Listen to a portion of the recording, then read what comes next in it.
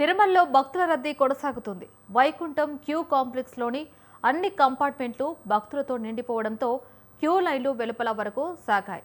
ప్రస్తుతం టోకెన్లు లేని భక్తులకు స్వామివారి సర్వదర్శనానికి 18 గంటల సమయం పడుతున్నట్లు టీటీడీ తెలిపింది.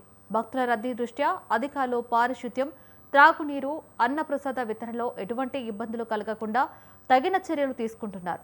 నిన్న ఒక్కరోజే 72,724 మంది భక్తులు శ్రీవారిని దర్శించుకోగా 31,786 మంది భక్తులు తమ తలనీలాలు సమర్పించి మొక్కులు తీర్చుకున్నారు.